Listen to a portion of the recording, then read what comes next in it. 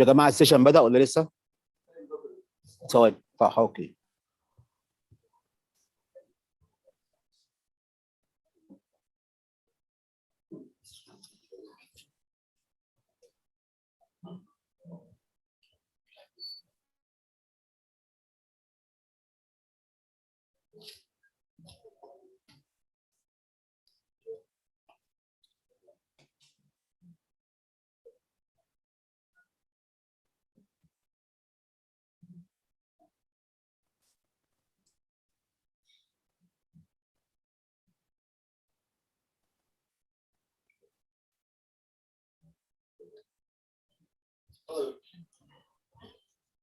بسم الله الرحمن الرحيم. اهلا بك يا دكتور هشام. خليني الاول ارحب بحضرتك واقدم حضرتك كده في السي في بتاعتك حضرتك بعتها. طبعا بروفيسور هشام is currently the director of for Institute of Bioproducts Development, University of Technology Malaysia (UTM). Professor Hisham was the assistant director of Mubarak City for Scientific Research for Research Institutes Affair.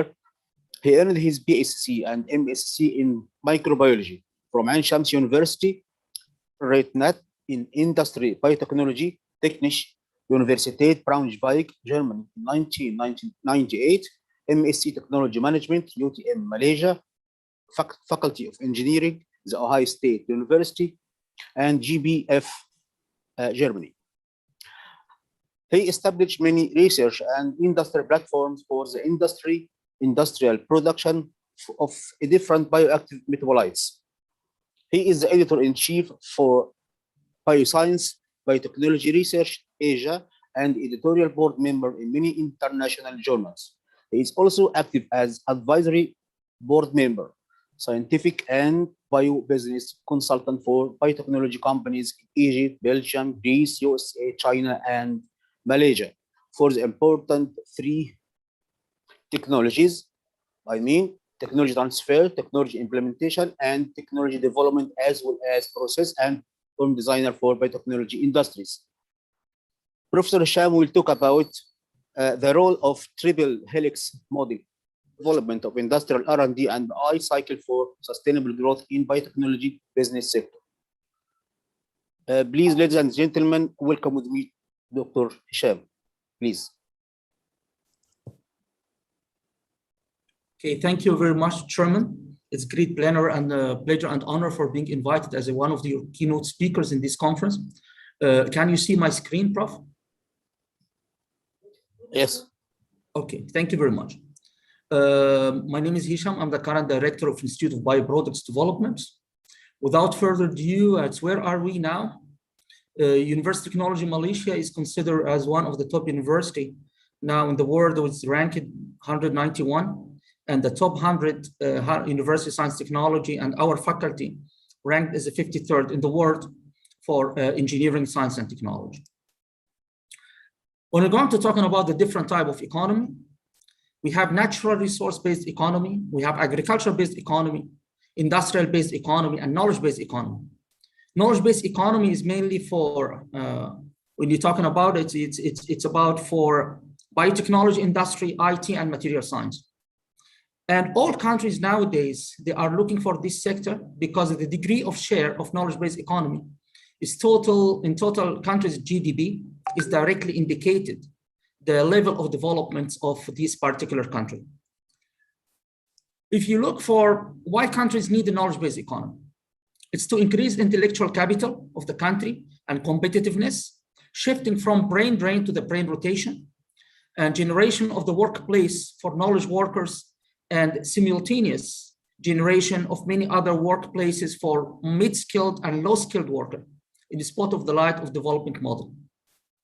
It's increased economic integration and international economy and transform the countries from passive to active industrial player in the high technology industry framework. If you look for different colors of biotech, there are two approaches, one called application-based, another one called bioresource-based. If you look for the application-based, we have a white, red, and green. White is industrial biotech, green is environmental and plant biotechnology, and red, which is the medical biotechnology. In terms of bioresources, people talk nowadays about the blue biotech, which is bioresources come from oceans and rivers, and the yellow biotech, which is insect biotechnology. But these two categories are also, if you talk about application base, is still under the three main colors, the white, the red, and green. Why we're not talking about the biotechnology, we talk about the huge market nowadays. 2024 expect to reach 775 billion USD. It means it's not small market, it's one of the leading markets in the world. Therefore, penetrating this market is crucial for many countries. If you look for different generation of biotech, we have the first generation of industrial biotech when we're talking about, or in agriculture for crossbreeding, we're talking about the enzymes, talk for alcohol and fermentation. Then we go for the second generation biotech in 19th and 20th centuries, we're talking about the vaccine, antibiotics, enzymes, and single cell protein. And with the genetic engineering era, we have the third generation biotech. We're talking about diagnostic, monoclonal antibody, plant biotech, animal biotech, pharma, and other products as well. Then we are now in the fourth generation biotech, which is talking about the stem cell research, tissue engineering, and production of specialty chemicals and green chemistry. Anyway, where does these big markets come from? These big markets come from a rise of new disease. You're talking about the COVID business. Now we don't talk about the COVID business, but you're talking about COVID economy. This is a new economy come only from COVID, not only vaccine economy, but it's called COVID economy, which is including diagnostic, including supplier, including new clothing, even including something related to the air purifiers and so on. So there is a new economy now, comes from a disease, just one virus, which is you cannot see anyway. Increase of the demand of the safe cancer therapy, need of the more specific drug with the less side effects, a rise of new trend of medicine, which is like organ transplant, successful construction of different types of cells, and construction of different hybridoma and monoclonal antibody production, the successful completion of the human genome projects, and the white biotechnology, like a green chemistry, natural and safe products, functional bioactives, for green biotech, plant bioactives, biofertilizer, and biological control. All those together are under the umbrella of industrial biotech, or you can say the biotech economy. The biotech, where we stand in the biotech, we have many stakeholders, they work together. We have a biomedical, we have in the agribusiness, environmental and industrial. We have a researcher, we have academician, we have regulatory bodies, we have developmental agencies, we have intellectual property rights bureaus, we have a finance, entrepreneurs, and industry. This is all need to work together to support this economy. If you look for the United States as an example, you see most of the biotechnology business is East Coast and West Coast. Why the location East Coast and West Coast, and what can we learn from it? This is states of the low tax and the state of strong biotech university and state of science park. Therefore, it's attract a lot of foreign investments and knowledge-based economy companies. If you look for the German model called cluster or bioregio, in this model, you will find university work with the research institutes with the companies. They cannot separate from each other. Therefore, this was the first developmental model related to the triple helix in the biotechnology business. What's the triple helix business? This is innovation system. What's the main driver of the innovation system in biotech? One player cannot do anything alone. You need a triple helix to express your success. We have government, we have a business, and we have university or research institutions, which is knowledge house. These three need to work together, and the common point, we can see innovation. We talk now about not only triple helix, but nowadays you talk about quadruple helix. Quadruple helix in considering the civil society and environment as stakeholders in the triple helix structure, then become quadruple helix. But how it's all this work? We need to understand first as a researcher, how to go from idea to market, how you go from science to NASDAQ. Then you can understand how to industrialize your products and how this triple helix framework can support you. We come with an idea, which is giving scientific value to having a patent, a prototype, then clinical trials in case of you're going to have biopharmaceutical or pharmaceutical product, phase 1, 2, 3, and 4, and regulatory review, and then you're going to have a phase 4, and then you go to the market. In this platform, when you're talking about from research to market, researchers need to understand the R&D phase. Researchers just in the R&D. In this R&D, we have a big positive cash flow. It means it's negative cash flow in investment.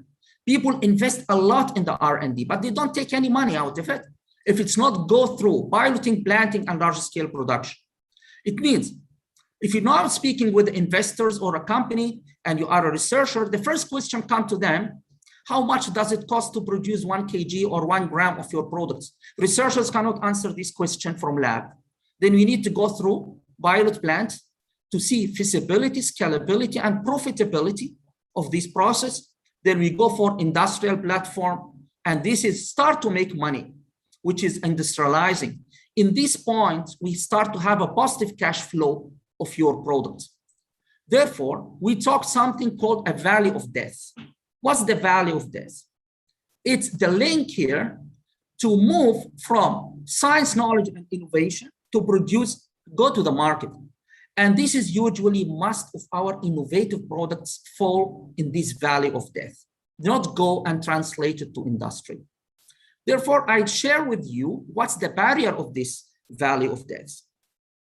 We have a technical barrier, which is technology value, availability, robustness, maturity, and then the absence of supporting technology incubators during the early stage of the company developments, then financial, the fund availability, the banks and venture capitalists to support, the lack of understanding of the intellectual capital value and culture, government, the lack of institutional and business support framework. Therefore, this is my study actually, I did in 2012, updated 2018. I was studying what are the driving business factors in the biotechnology. This was part actually of my master study, but I go further in this research and we figure out business ecosystem of the country is one of the biggest driver. We say we have a good human resource, it's not a matter, but the main drivers is the governmental support policy, incentives and the tax exemption and so on. So fundraising ability, location, geospatial and social stability, and many other factors which is related to the government and related to the location. I give you just in a couple of minutes because of, I know the limitation of time, I cannot share a lot in this lecture, but in Malaysian model in supporting, there are not one governmental agency supporting biotechnology.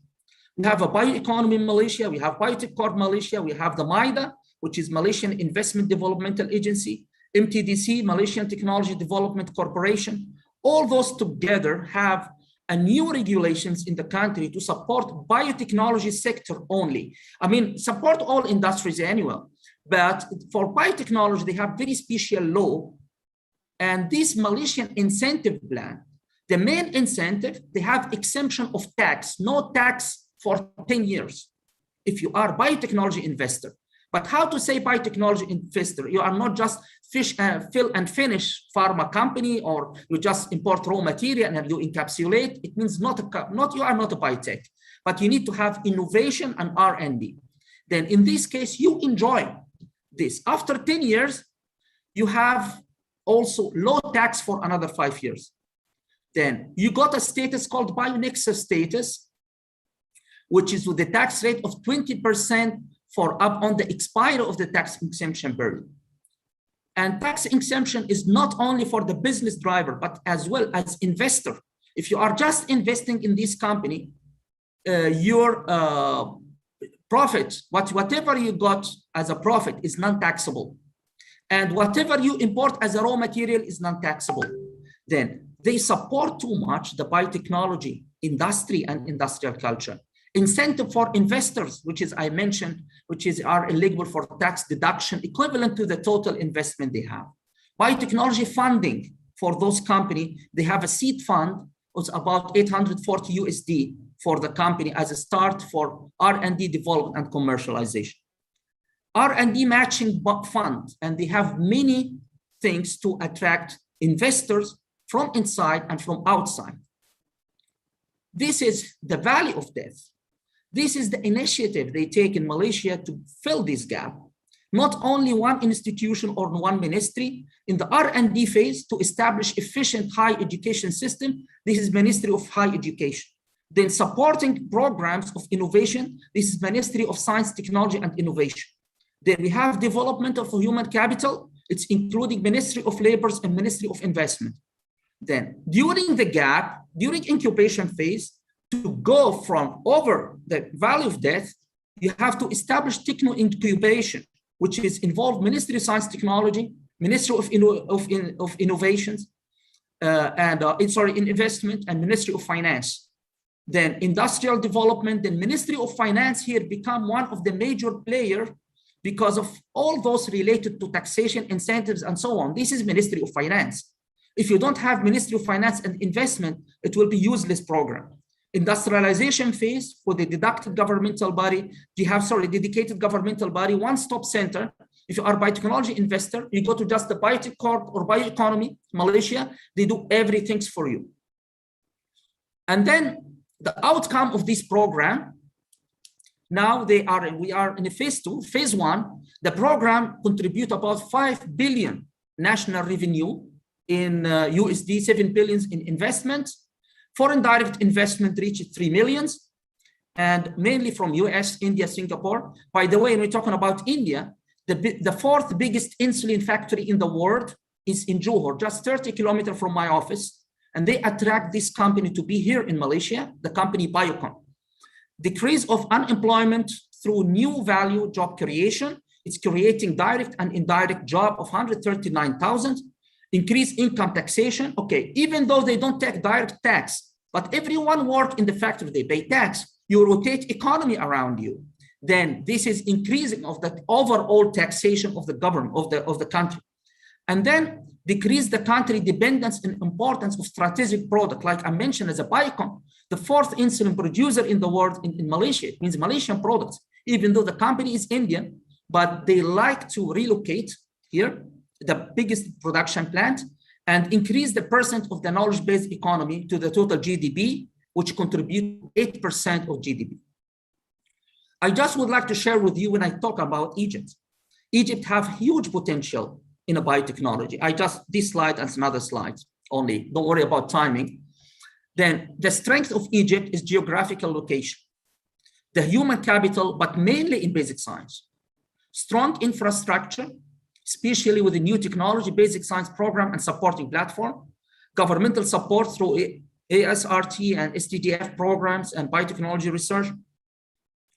Opportunities we have, governmental support for research and innovation, new investment law in science and technology, new biotechnology, bioethics and clinical trial law, which is just released last year, Egyptian Patent Office, the rapid growth of new technology-based firm in the Middle East, and awareness of biotechnology business investment culture in the whole MENA regions and Middle East actually.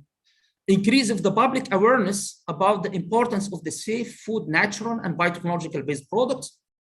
But our main weaknesses is university programs is not focusing a lot about the industrialization of the biotech, but they focus mainly in the basic science. And they need to make some transformation programs about how to go to the market, how to deliver products to the market.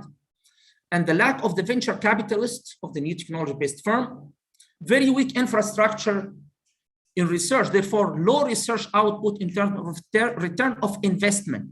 I talk about translational research, not about basic research, which is transform the scientific value to a business value. The absence of biotechnology investment agency as one-stop center for biotechnology innovation in Egypt. This biotechnology investment agency is everywhere in most of the countries, but it's a dedicated office for only biotechnology investor, whereas the high risk is there. Low incentives of biotechnology companies compared to other countries around us.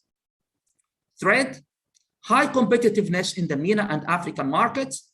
Now it's booming in MENA and Africa. Many African countries now. I am also one of the board of TIA, Technology Innovation Agency in South Africa. and I'm aware about the African market. It's booming now. It's not developing market like before. It's become developed in many countries, especially in the biotechnology sector.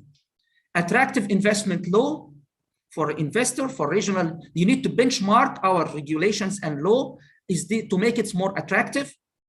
Non-sustainable relationship with industry in the current recession, the current relationship model, absence of strong triple, quadrant, and helix structure to support the investment. My last message is a conclusion. The contribution of knowledge-based economy in the total GDP is considered one of the main indicators for the country's competitiveness and development. Developing strong triple, quadruple helix structure framework is very essential and integrated model for sustainable economic growth. Governmental policy are very important to develop attractive business ecosystem, to develop, support growth, and retain the knowledge-based firms. Technology transfer is not enough and considered as non-sustainable model for national knowledge-based economy agenda and need to support for the local innovation platform for sustainable growth. Egypt has all components to act as one of the main players in regional and world knowledge-based economy, especially in biotechnology sector. However, there is an urgent need to design the innovation or innovative platform, once you can, or say in a scientific language, a well-folded triple helix and to integrate platform to express the sustainable economic return. With this, I would like to thank you very much. I am here this is our institute, these three big buildings. I'm sitting here, this is my office, this is management office building, and this is our pilot plant. And with this, I would like to thank you very much. Hopefully, once the border is opened, we love too much to collaborate. We have already MOU with the Egyptian Science and Technology Academy. And we have another MOU, City of Scientific Research, and a third one with National Research Center, which is come up soon. With this, I would like to thank you very much.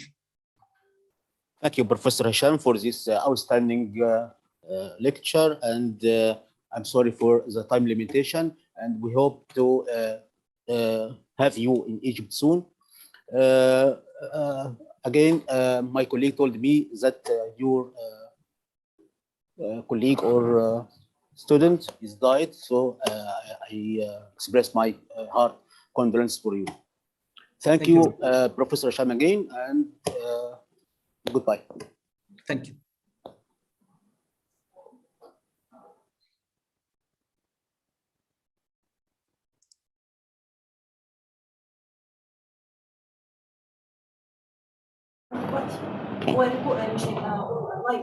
هو لايف دلوقتي؟ اوكي. ابتدي؟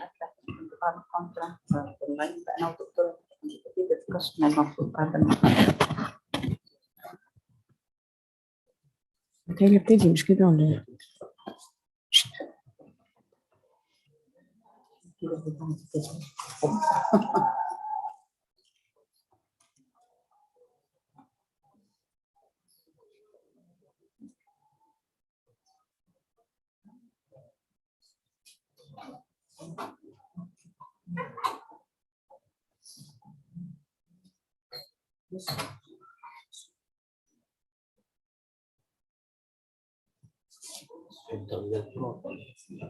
مش عارفه ده شغال ولا لا.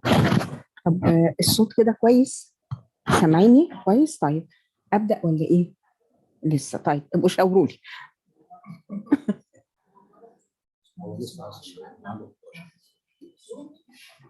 الساعه 11 ودقيقه.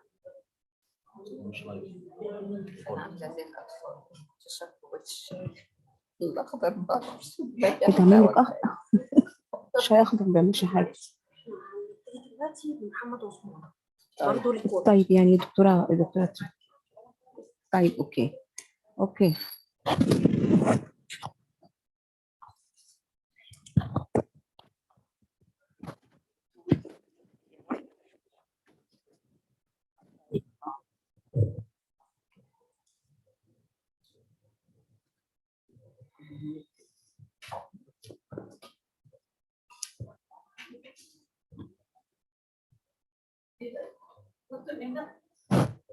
Yes. Okay. Now we will talk about Dr. Muhammad Osman. Muhammad Osman, he is the co-founder of VISIONEERING as a consulting firm specialized in the fields of engineering service and innovation management. He runs the innovation program at Vision Engineering for Engineering and Consultation. He is the manager director for community innovation, Hope CIH in Mansoura, founded by ITIDA TIEC. He was participated and managed many innovation projects funded by European Union, EU, and the Dutch Gesellschaft für International Lozu Seminar BIT. He is a current member of Egyptian Shadow Committee to International Technique Committee, ISO TC 279 Innovation Management, formed by Egyptian Organization for Standardization and Quality, representing the Egyptian contribution to the international standard community.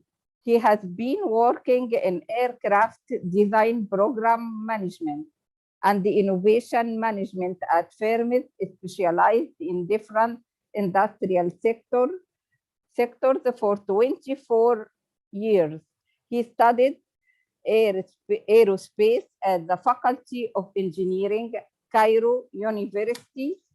He had 1 year training in landing gear design for light aircraft in China.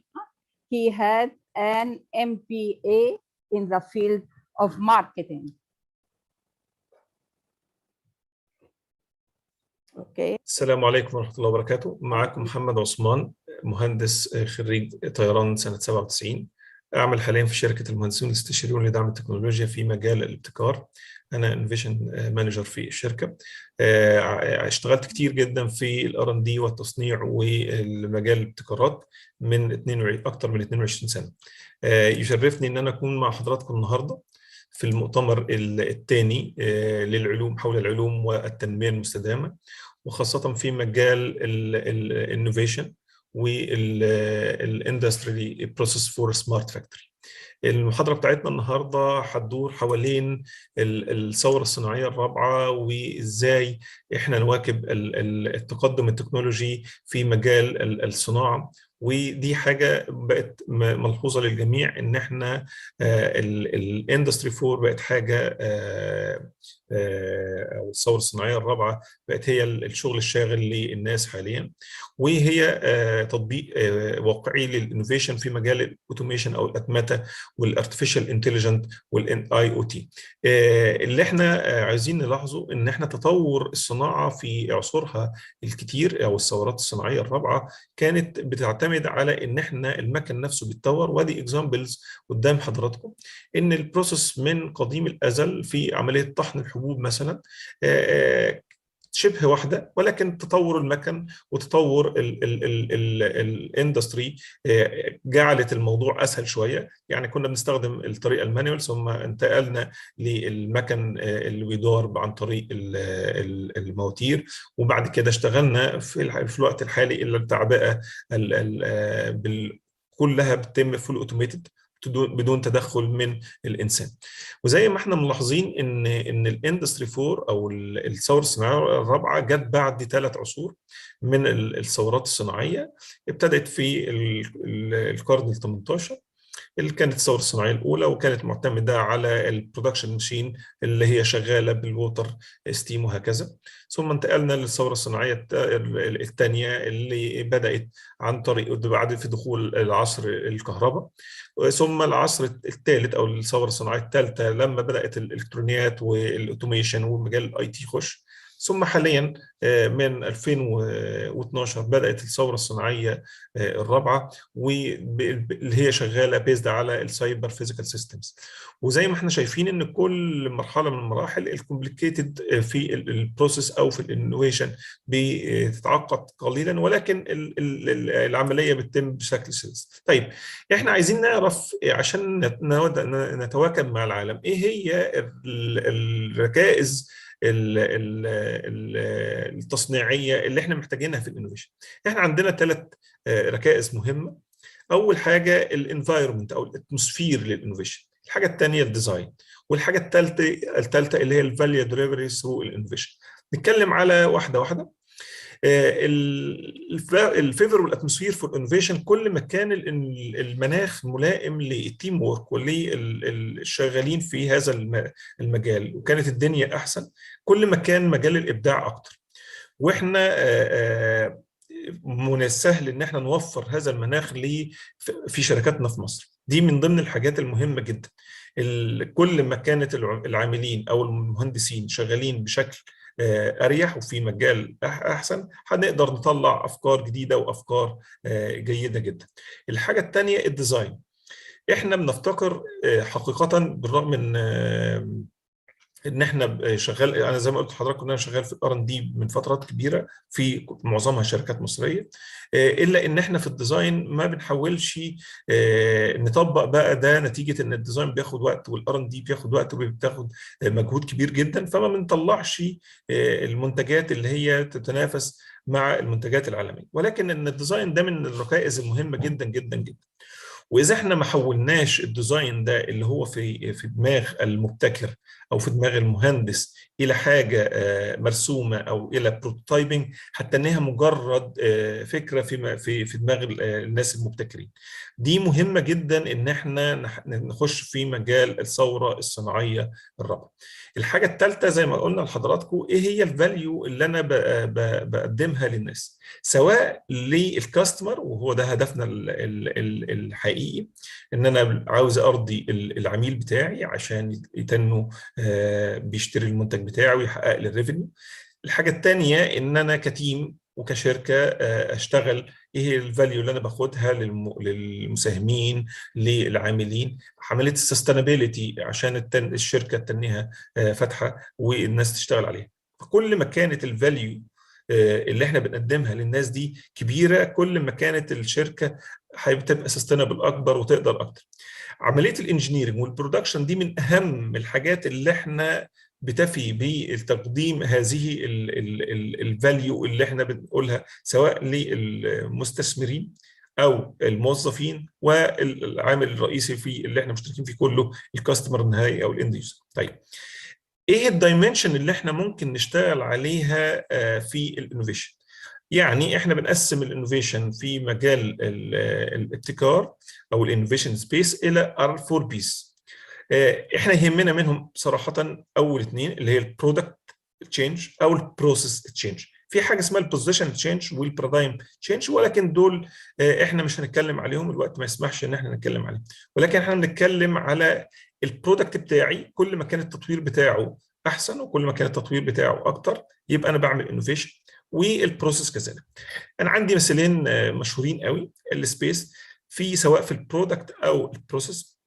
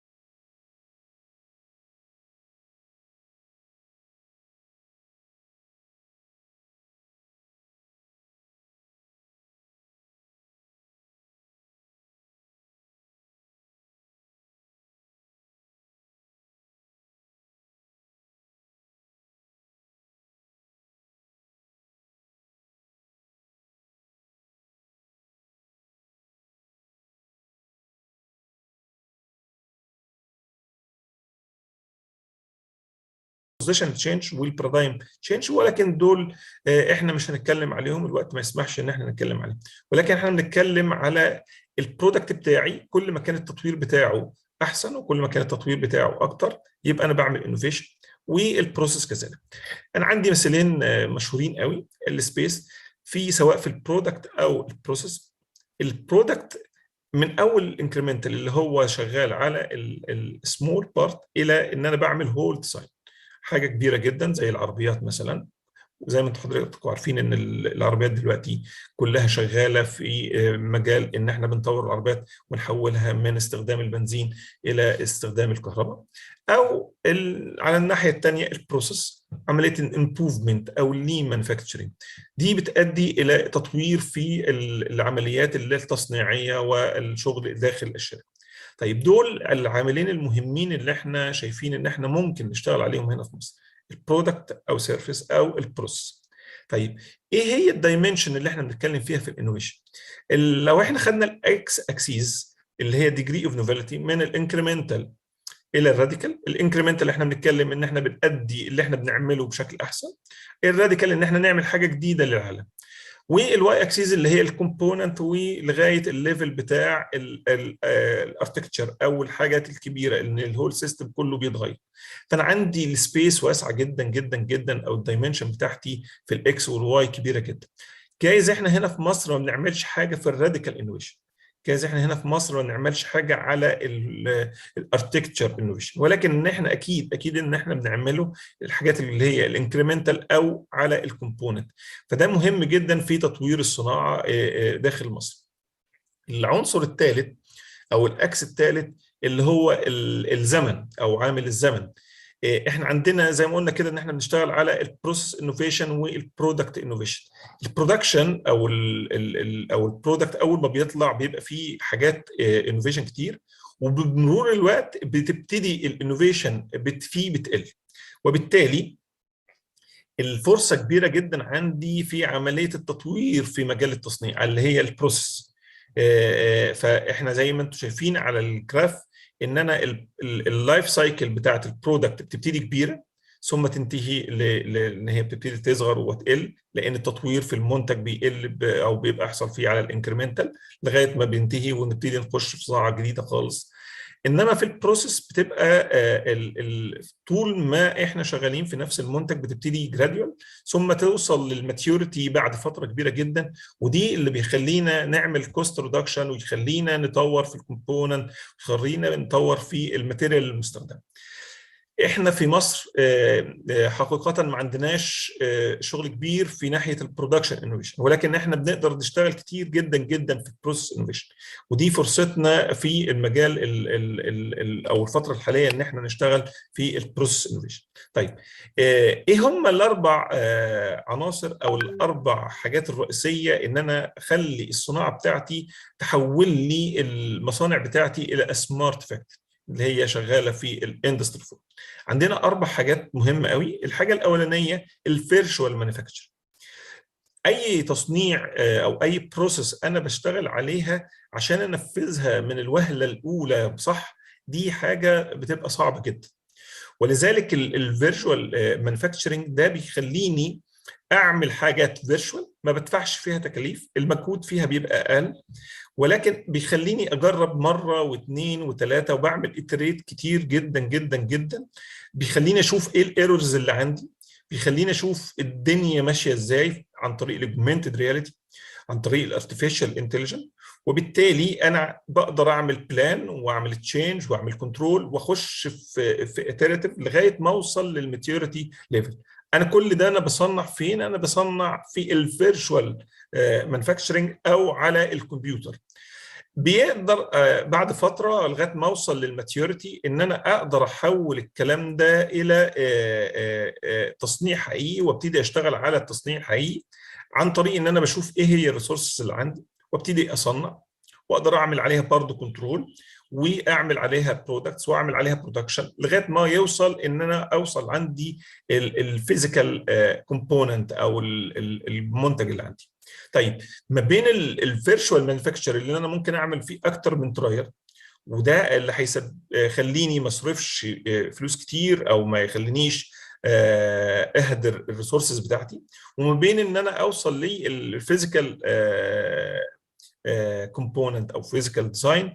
ده بيخليني اخد وقتي ويخليني اعمل انهانس التصميم بتاعي.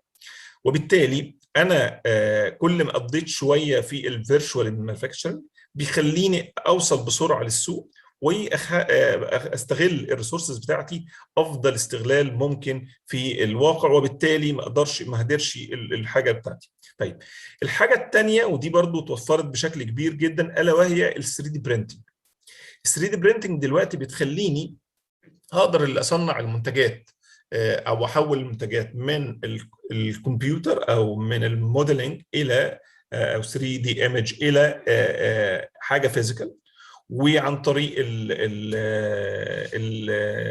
التصنيع عن طريق ال 3 دي برينتنج ممكن اوصل لحاجات معقده جدا. احنا دلوقتي بنقدر نصنع مجسمات كامله للمحركات او الانجن او التوربينه او اتيفر ايه اللي احنا بنعمله.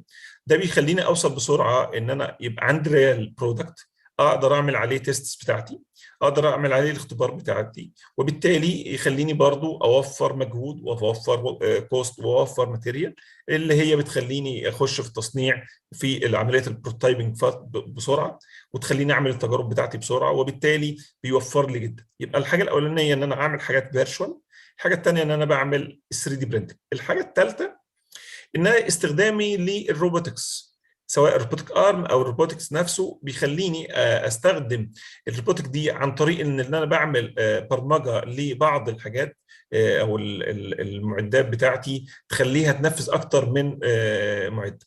انا عندي مثال لجنرال موتورز ان هي اعتمدت جلافز انتجته ناسا، والجلافز ده خلى العمال يشتغلوا بشكل كويس جدا جدا، وبدأ يخليهم يقدروا يشيلوا احمال اكتر من اللي كانوا بيحملوها قبل كده او بيشيلوها قبل كده.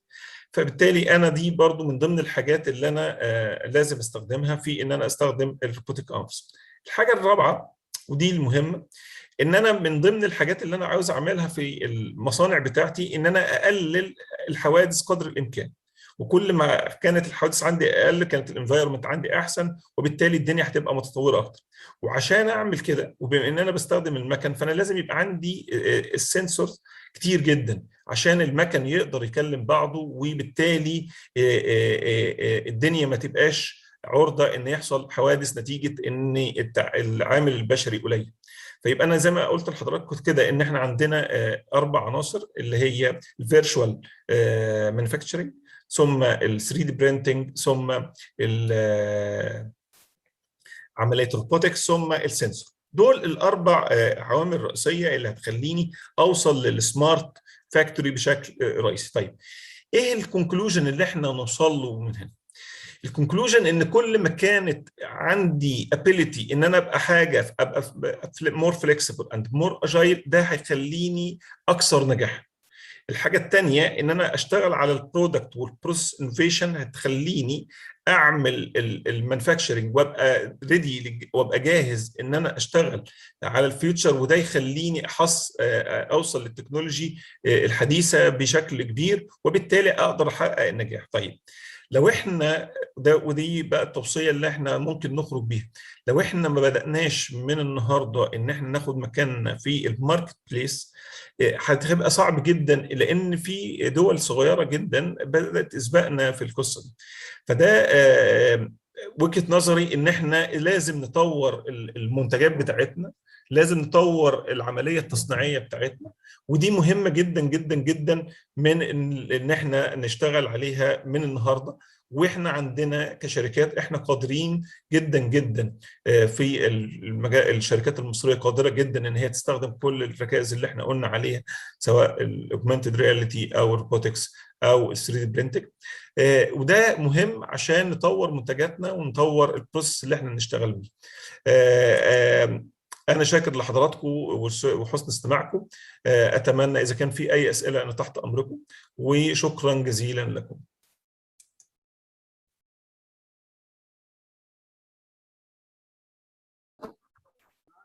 بشكره جدا. مجال التطبيق والمجال الصناعي بيعتبر من أهم المجالات اللي فعلا عايزين فعلا ربط حقيقي بين الجامعات والمعاهد البحثيه ومجال الصناعه. احنا بنشكرك كتير ونتمنى دايما نتعاون مع حضرتك.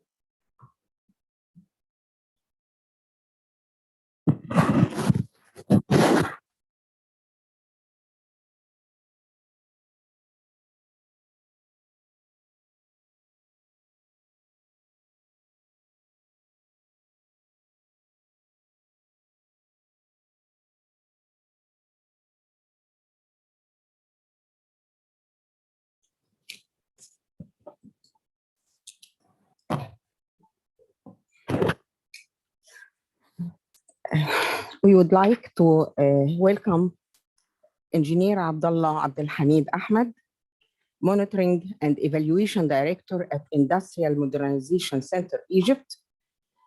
Engineer Abdullah is fully aware about the vital role of SMEs in the Egyptian economy. He has extensive experience in SMEs and industrial development support for 27 years in Egypt, especially in Upper Egypt. He also worked for Social Fund for Development for 10 years and for Industrial Modernization Center for 17 years. Engineer Abdullah was working for 4 years as an advisor for both Minister of Trade and Industry and the Ministry of Local Development and Strategic Planning and Implementation of the Upper Egypt Industrial Development Program. He has more than 20 years of experience in providing and managing technical assistance, training, and consultation services for industrial companies and SMEs sector in Egypt. He has many qualifications and skills, and he will talk today about the innovation as a strategic option for industrial growth. Welcome, Engineer Abdullah, and waiting for your lecture.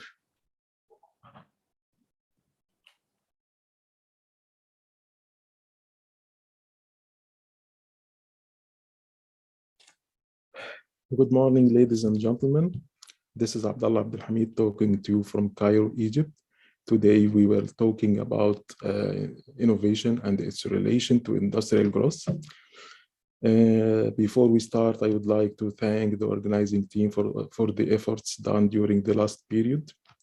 Also, I'd like to introduce myself. My name is Abdullah Abdelhamid. I'm computer engineering. Also, I have more than 28 years of experience in providing technical assistance and training services for SMEs, entrepreneur, and industrial companies in Egypt. Our subject today is the innovation and its relation to the industrial growth. Let's move to the presentation. I will share it with you right now.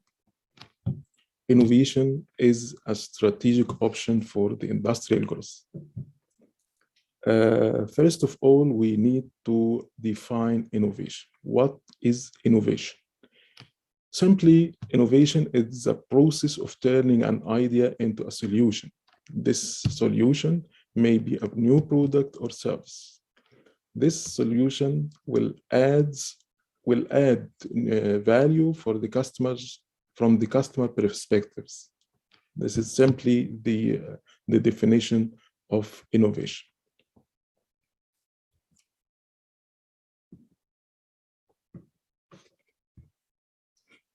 Why innovation is important? Innovation can help in creating growth opportunities, can help in reducing costs, increasing revenues, eliminating competition, creating entirely new markets. How to innovate? This is a critical issue. You have, in order to have innovation, you have to enrich the soil of the innovation culture in your company or in your business. So you have to be ready to invest money in research and development activities. Also, you have to observe customers and ask them for ideas. Your customers are the main source of ideas by observing the difficulties and complaints. These are the starting point of your innovations. You have also to watch your competition, your competitors, and know what they are, how they are doing their business. Another way or another idea of finding new innovations, you have to ask your staff for new ideas. Also, you have to recruit innovative people and ask them to join your teams to enrich the culture, the innovation culture in your team. Don't just do innovation, stand out there. Innovate not only your products, but your workplace also. Not only the products should be have innovations, but also the processes and the procedures and the culture in your company should be a supporting culture for innovation. We have about 10 types of innovation. The first of them is profit model. Look at how you make money and find a new way to make money. It may be an innovation idea. Networks. This is about connections with others to create value. If you have some partners, if you have some other businesses, other companies have competitive advantages or have, for example, strong research and development department, you can join this company in a partnership agreement or merger and acquisition or whatsoever on any contractual procedure to join, to have the synergy between the assets of your company and the research and development of the other company, to have innovations and to have new ideas that make your company better and stronger. Structure. The alignment of your talent and assets. You have to synchronize the assets and talents and use them to have ideas and innovation. Also, you have to apply some innovation ISO standards like ISO 56000. The series of ISO 56000 ISO standards manage all the cycle of innovation and enrich the soil and the culture of your company to be an innovative company. You have to look for product performance by distinguishing features and functionalities. This is the way you have this is another type of innovation. Product system, complementary products and services, support and enhancement that surround your offering is another type of innovation. Another type of innovation is how your offering are delivered to customers and users. Another source of another type of innovation is the brand, the presentation of your offering and businesses, and distinctive interaction you foster. This is the customer engagement. We have here and the next three slides, we have some examples of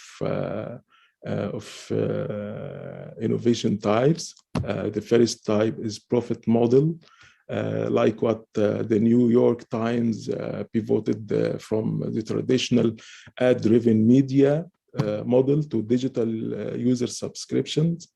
Also, I think YouTube started to do this. You have, when you watch some videos on YouTube, you can use the free of subscription version of YouTube, and you will not pay anything, but you have to watch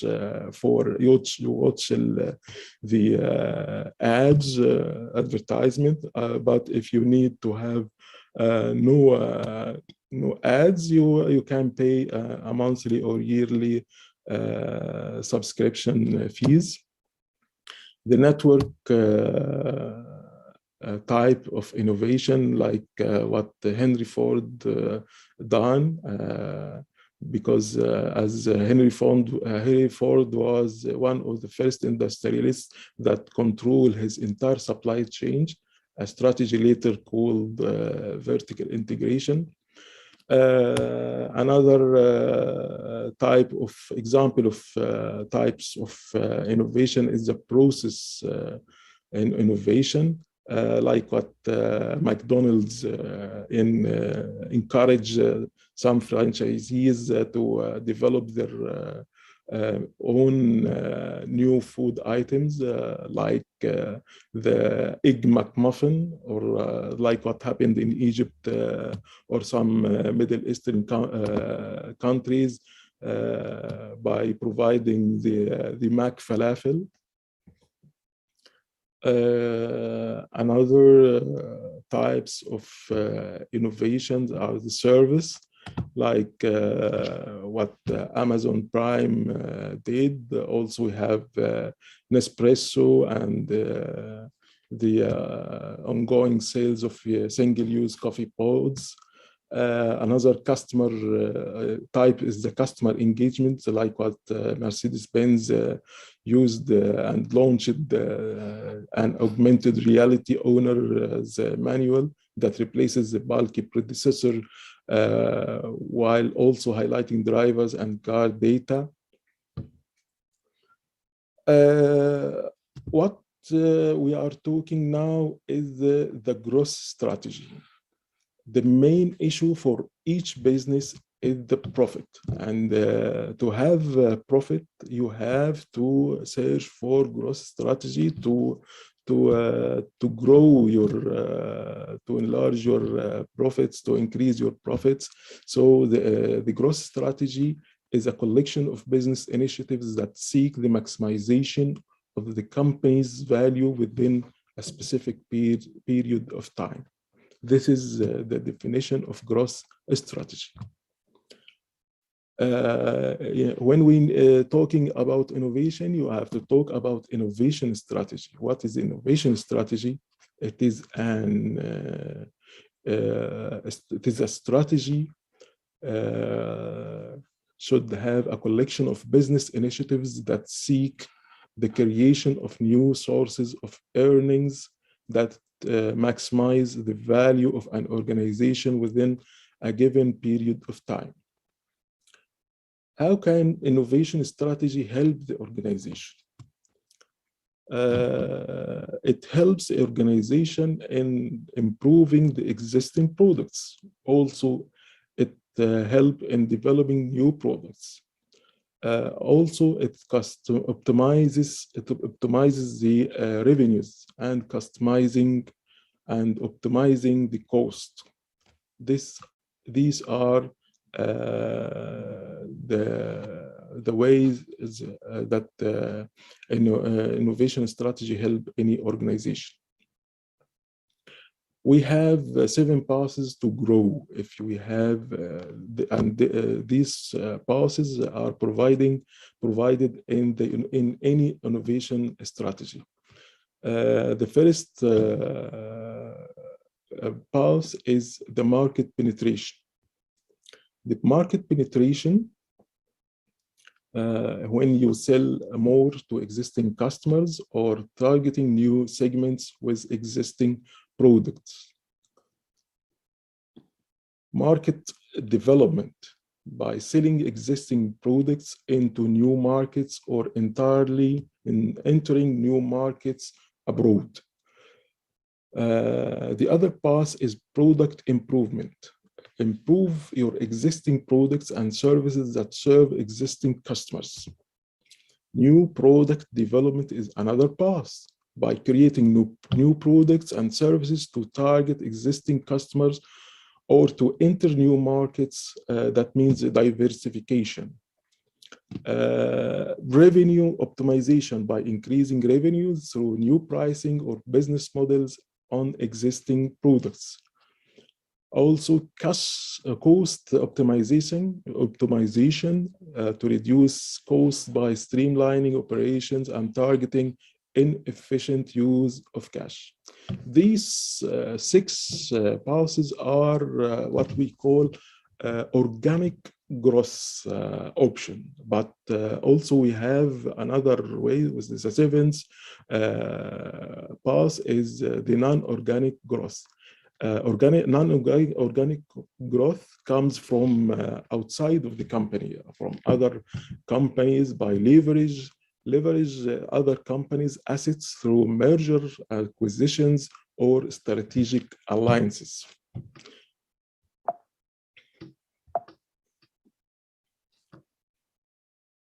Innovation as a part of your business strategy.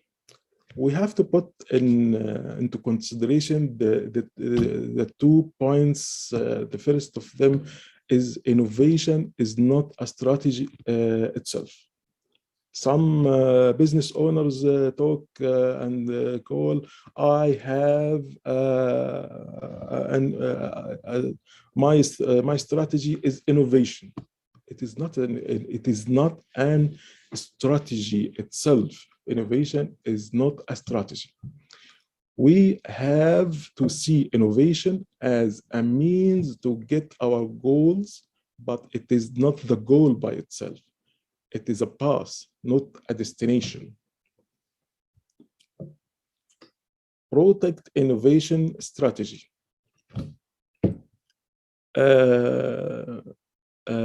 When we talk about product innovation strategy, it has 5 steps or 5 options. Reverting the value proposition of the existing product, explore reasons behind consumption and non-consumptions, improve the customer's experience cycle, moving from products to solution, leveraging the power of digital business models. Simply the value proposition of existing products. The value proposition means I produce some products, one product, to a specific customer with a specific price. You can play around with the levers of the value proposition to come up with a good number of business innovation ideas. A good value proposition will increase customer willingness to buy a particular products. Exploring reasons behind the consumptions and non-consumptions. Here we have 3 segments of customers. Here, this part is your industry and your current consumers. Here, the second part is the unsatisfied customers, and here are the non-customers of your companies. They are non-customer anymore or not being customer till now. By exploring the reason why sizable groups of people are not consuming the products of your industry, you can try to envision solution that eliminates the barriers to consumption. converting non-consumers into consumers and capturing the demand right off the bat.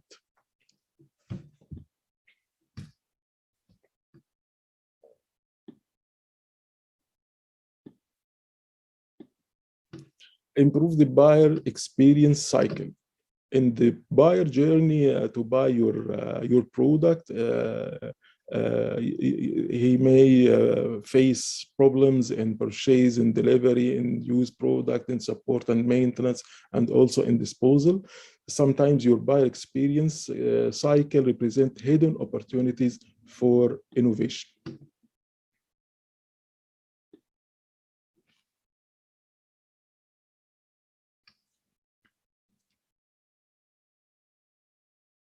You have to improve existing products through digital business models to benefit from the new options and new alternatives of the digital options.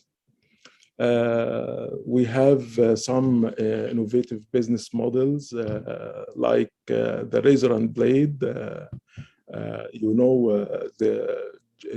Like in Gillette, you have the razor is very cheap, but the blades are very expensive.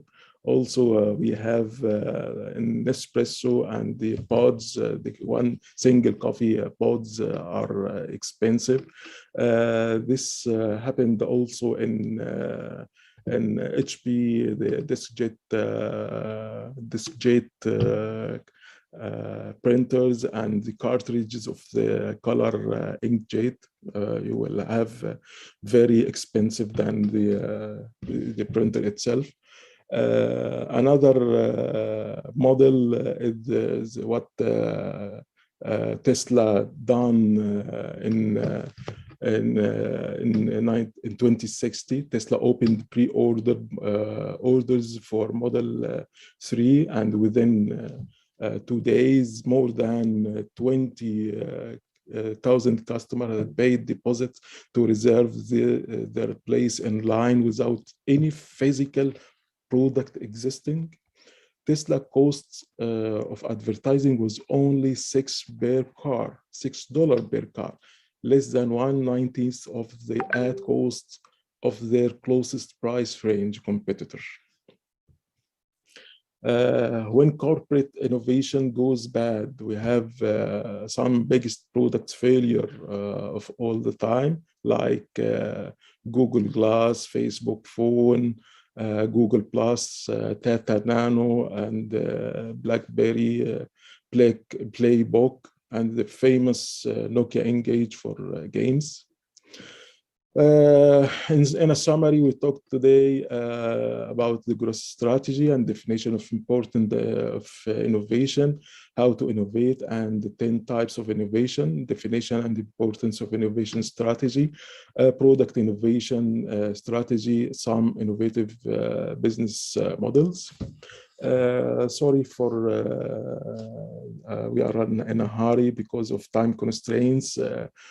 For more information or questions or comments, please contact me through the following channels. And thank you very much for your watching, and meet you soon, inshallah. Okay, bye-bye. Thanks a lot, Amir Abdallah, and hoping to meet you in our next meetings.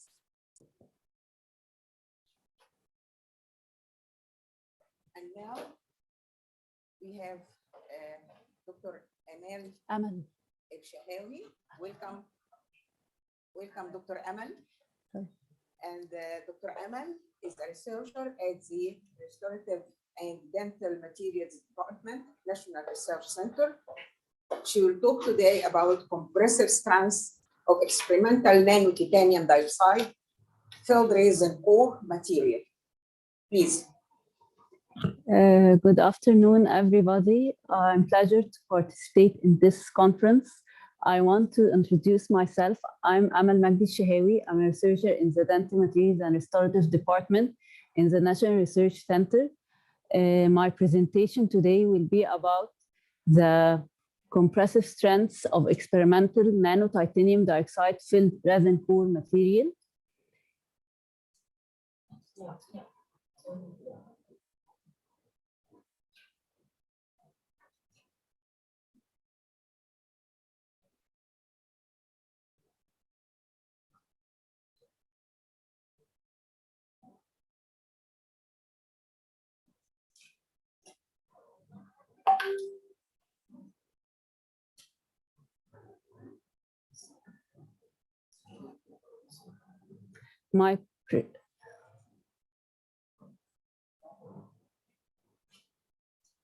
My presentation today will be about the compressive strengths of experimental nano-titanium dioxide filled resin core material.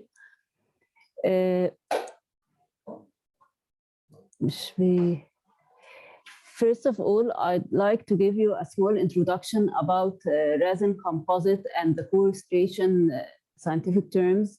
A core restoration is used to restore the bulk of the coronal portion of a badly broken down tooth and to facilitate the subsequent dental restoration.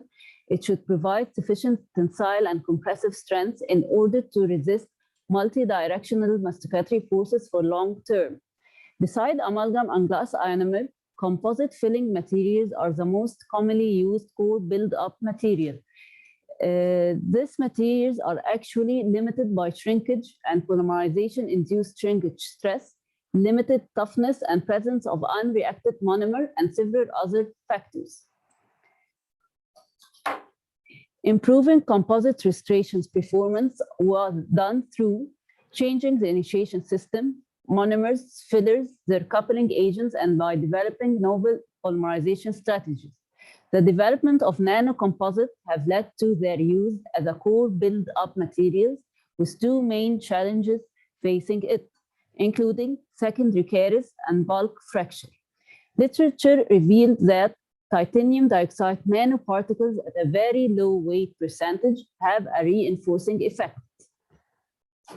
The aim of this study was to prepare an experimental dental composite resin core material loaded with prepared nanotitanium dioxide fillers and to evaluate the experimentally prepared composite materials regarding their effect on the compressive strengths compared to that of a commercial type NEXCOM as a control group. Here in the table, it was listed, the chemicals used for the preparation of the resin matrix are listed in the following table.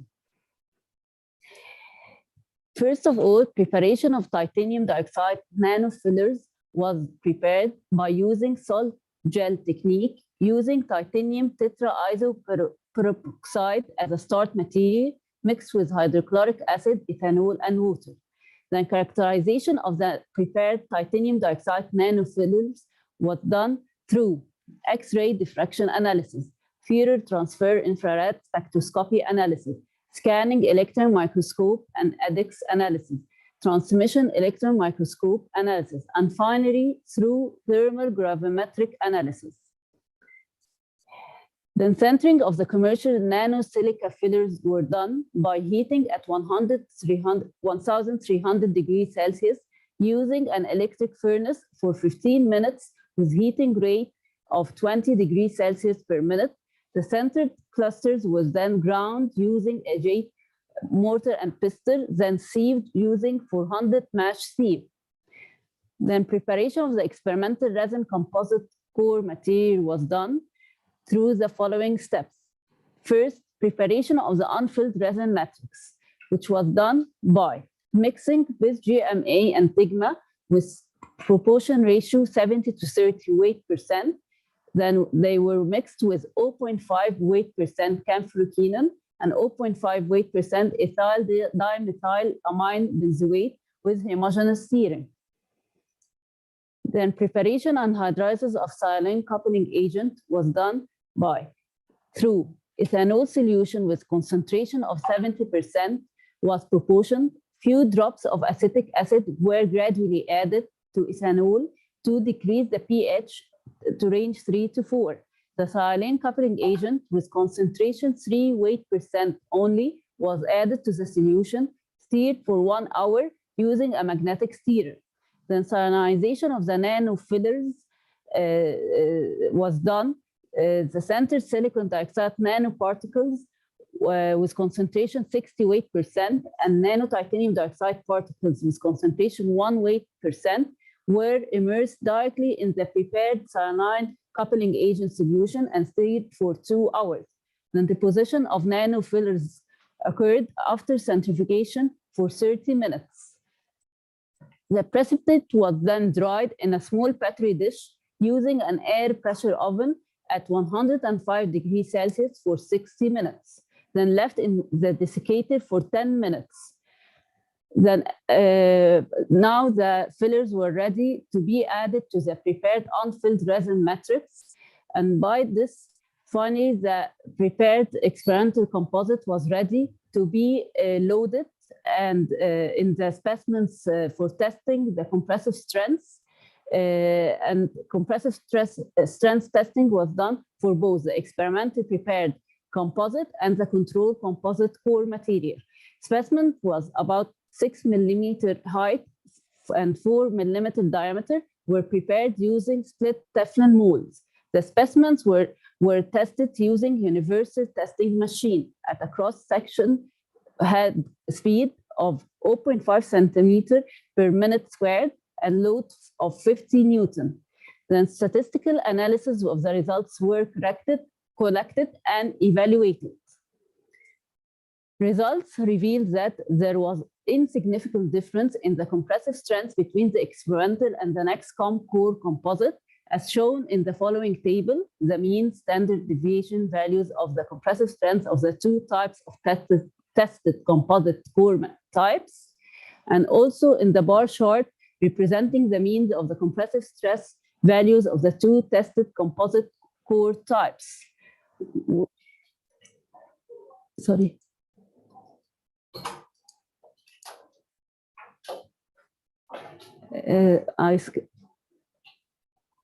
معلش هنرجع تاني لآخر سلايد.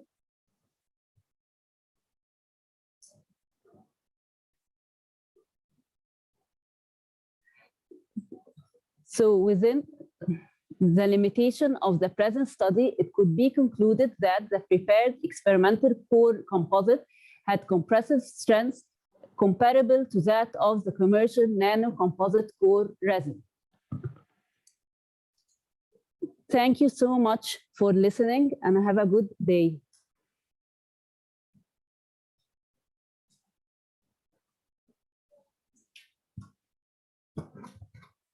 Thank you. Any questions? Okay, thanks a lot. Thank you. Thank you.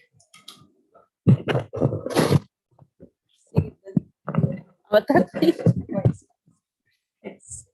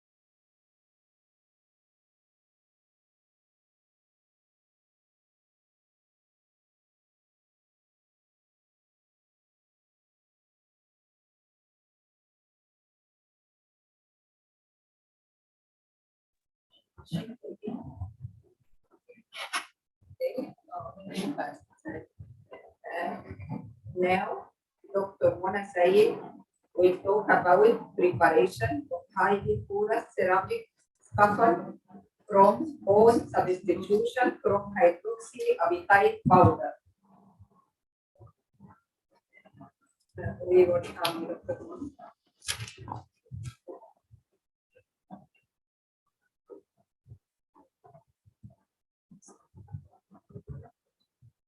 Good afternoon, everyone. I'm happy to be with you today. First of all, I would like to thank all the organizers and the sponsors of this conference. Let me introduce myself. I'm Dr. Mona Sayed, Associated Professor at Refractories, Ceramic and Building Material Department, National Research Center, Egypt.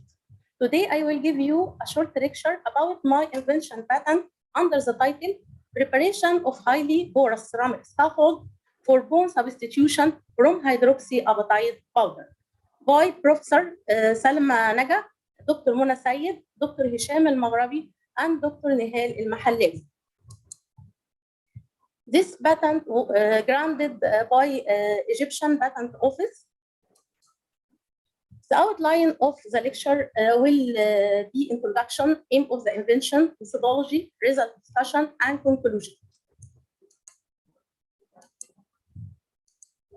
With increasing need for bone implant worldwide and the lack of available organ and tissue suitable for transplantation forced the researchers to look for new biosources.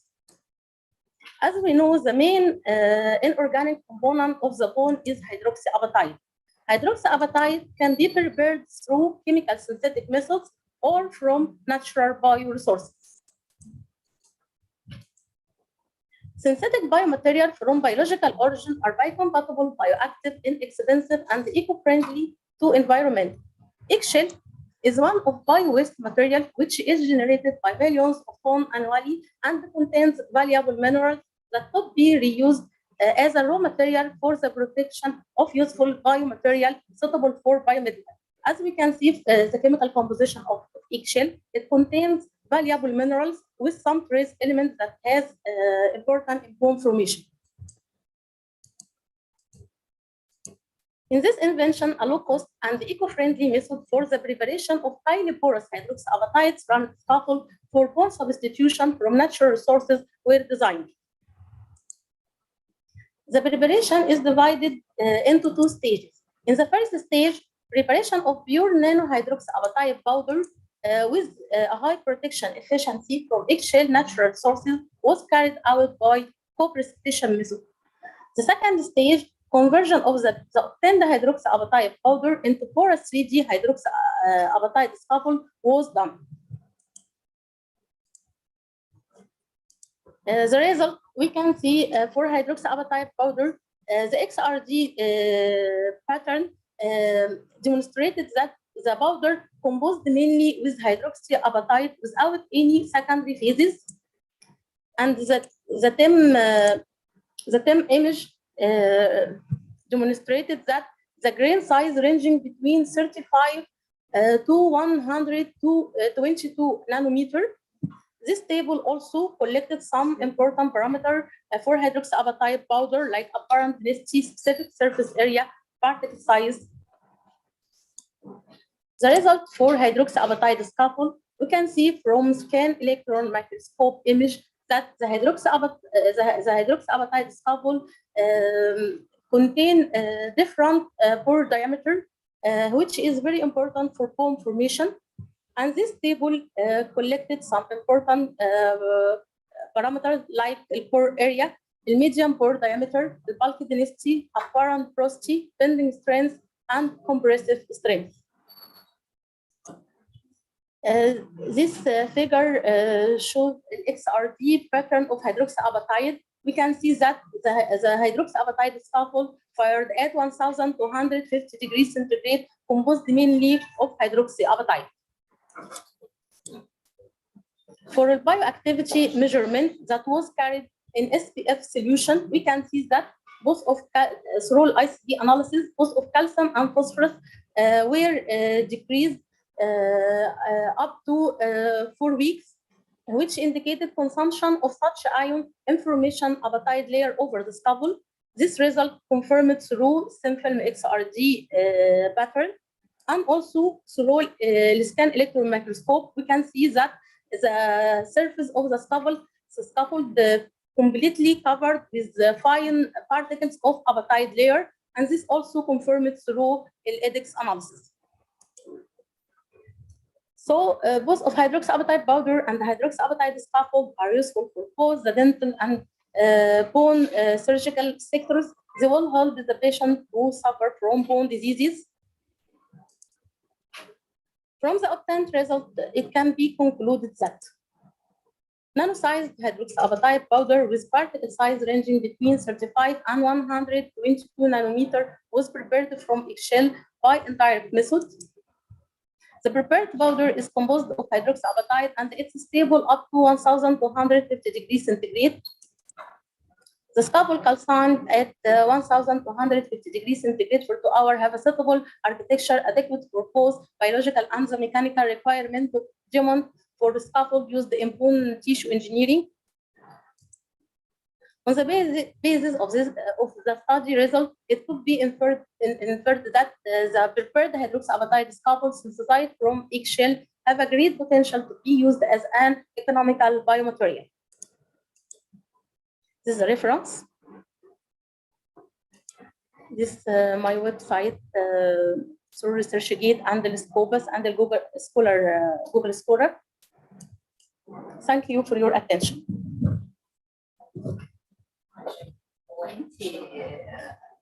استخدمتي حضرتي في الاس اي يعني ما حاولتيش تحملي عليه اي حاجه بيولوجيكال يعني بيولوجيكال بتاعت الانزيمز بتاعت عشان يبقى تشوفي اهميته يعني. هو هنا كان الهدف من الاختراع ده هو كان يعني تم منحه في 2014، بس بعد كده كان هدفه بس ان احنا نحضر السكافولد بحيث انها يتحقق فيها بعض المتطلبات اللي لازم توفرها كبايو ماتيريال زي البروستي وزي السترينث، فده فعلا حققناه هنا. بعد كده توالت عده دراسات على الموضوع دوت، بدانا ان احنا نعمل منه كومبوزيت من خلال البوليمر ونحسن في السترينث، وفي برضك اضافات اخرى تم اضافتها لتحسين البايو ماتيريال. يعني تم اكتر من عمل بحث بعد كده، بس ده كان الاساس واول بحث بالظبط.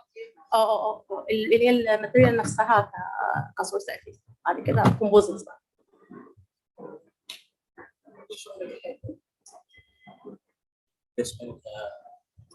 You mentioned that there's a height ranging from 35 up and 125 yes, nanometer. nanometers. Yes. You know, over 100 nanometers is called nanometer. Nanometers, yes. Okay. Okay. Yes, yes, I know.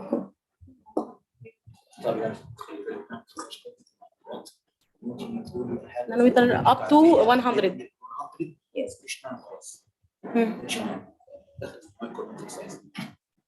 بس شغل كويس هنا ان شاء الله. Thank you. Thank you.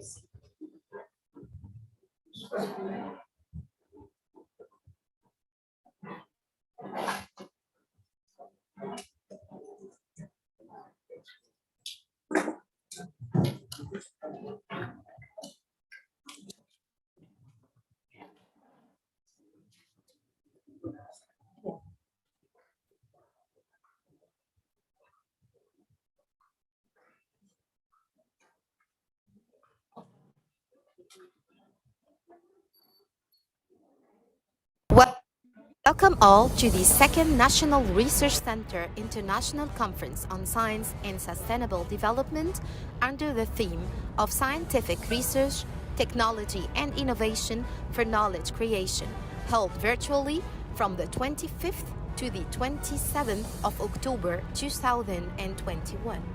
مرحبا بكم في المؤتمر الدولي الثاني للمركز القومي للبحوث عن العلوم والتنمية المستدامة تحت شعار البحث العلمي والتكنولوجيا والابتكار من أجل بناء المعرفة، مؤتمر افتراضي يقام من 25 وحتى 27 من أكتوبر لعام 2021. Let us together go through a rapid tutorial on how to navigate in the ICSSD conference platform. إليكم شرح توضيحي للتعرف على كيفية تصفح المنصة الإلكترونية للمؤتمر. Using the website link www.icssd2021.com, you will be taken through the welcome scene of the National Research Center to the Sign In button. please write down your personal account username and password. You may click the Remember Me checkbox. للدخول إلى منصة المؤتمر استخدم الرابط www.icssd2021.com. ستدخل إلى صفحة الترحيب بالمؤتمر ثم استخدم Sign In وأدخل اسم المستخدم وكلمة الدخول. يمكنك ضغط زر Remember Me لعدم إدخال البيانات مرة أخرى. You have now reached the main scene for the conference platform. In the middle of the scene, you can see the auditorium hall. This is where the live sessions take place. By clicking on the auditorium button, you will find the agenda customized according to the topic of your interest. أنت الآن على الصفحة الرئيسية للمنصة الإلكترونية للمؤتمر. في منتصف الصفحة ستجد صالة العرض لإيديتوريوم لمتابعة المحاضرات الحية للمتحدثين. بالضغط على زر إيديتوريوم سيتم عرض الأجندة الخاصة بك وفقاً لاختيارك السابق أثناء عملية التسجيل للمؤتمر. All through the 3 days of our event, the agenda will show you which sessions are going now live, and you may also listen to the past sessions by clicking on the available recordings. ستعرض الأجندة فعاليات كل يوم من أيام المؤتمر الثلاثة الخاصة بالمحاضرات الحية والمحاضرات سابقة التسجيل خلال الأيام السابقة من المؤتمر، وذلك بالضغط على التسجيلات المتاحة. On the upper left side of the main conference platform scene, you will find the poster hall. أعلى يسار الصفحة الرئيسية للمنصة ستجد غرفة عرض البوسترات. بالضغط على بوستر هول ستجد جميع البوسترات الخاصة بالمحور المناسب لك. By clicking on the poster hall, you may find all the different posters submitted, customized according to your topic of interest. You may then listen to the poster presenter, leave your questions or comments in the chat box, and share your feedback rating from 1 to 5 stars. يمكنك الآن تصفح عرض البوستر وترك الأسئلة والتعليقات في الشات بوكس، كما يمكنك وضع تقييمك للبوستر من 1 إلى 5 نجوم. On the upper right side of the main conference platform scene, you will find the exhibition hall. Deal with the exhibition hall just as you did with the poster hall. على يمين الصفحة الرئيسية للمنصة ستجد غرفة المعرض. بالضغط على Exhibition يمكنك تصفح المعرض كما سبق الشرح في غرفة البوسترز. On the lower right side of the main conference platform scene, you may find the help desk. This is where you will write down your question regarding any issues you may face all through the 3 days of the event, and the conference unit member will answer you.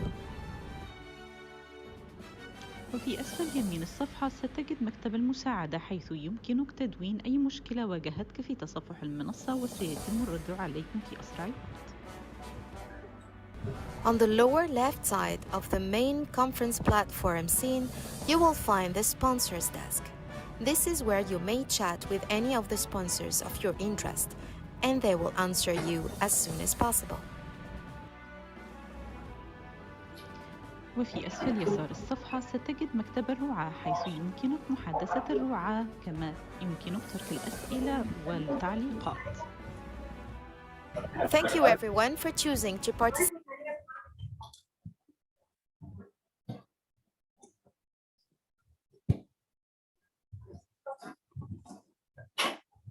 بسم الله الرحمن الرحيم. Now we have engineer Shireen Musallam, data analytics, operational excellence, process mining, digitalization, and black belt with industry 4 readiness consultant, experience supply chain and Lean Six Sigma master, black belt with a demonstrated history of working in the management consulting industry. Engineer Shireen is skilled in analytics, process mining, BI, GMAIC, operational excellence, SCOR, industry 4 readiness, digitalization and digital transformation strategy, value stream mapping, lean deployment, black belt strategy deployment, and manufacturing operation. We expect Engineer Shireen will give us a short note about digital supply chain within the following 20 minutes. Please.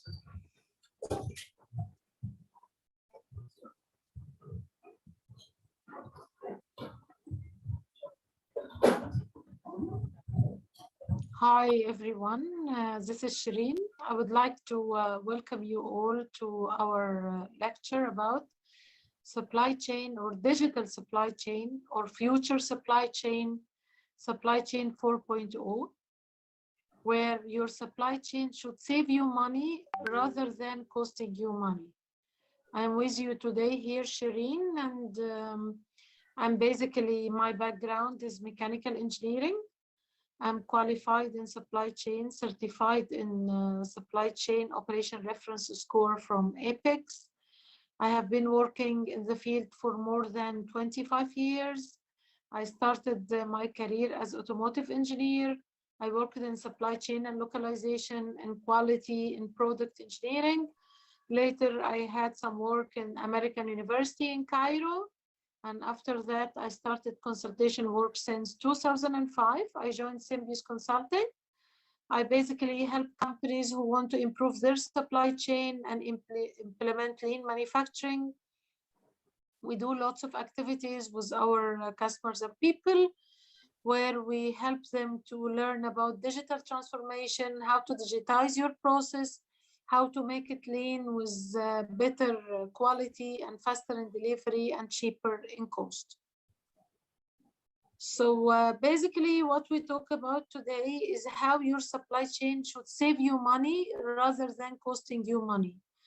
As per this model, which you can see, it's a conceptual model about supply chain areas of improvement, starting from supply chain design, supply chain network, supply chain planning, procurement processes, distribution processes, forecasting, demand planning.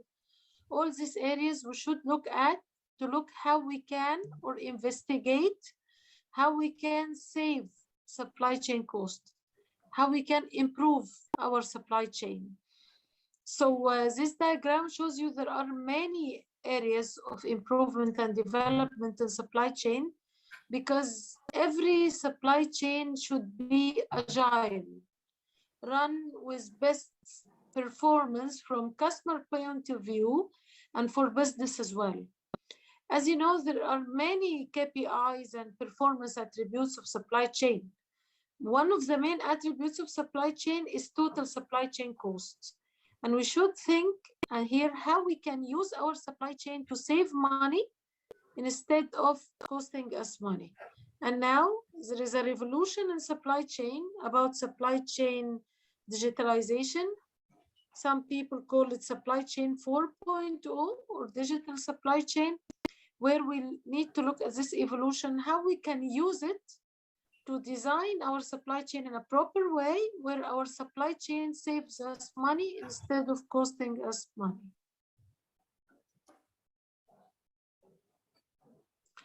So when we move about or think about supply chain, how it can save money, okay? It starts by building your own supply chain excellence model where you understand your supply chain pain points, assess your supply chain, look at your supply chain end to end, and start investing in your supply chain to get rid of non-value add activities and invest in your supply chain innovation, data mining, using AI, building your own supply chain logistics tower, okay?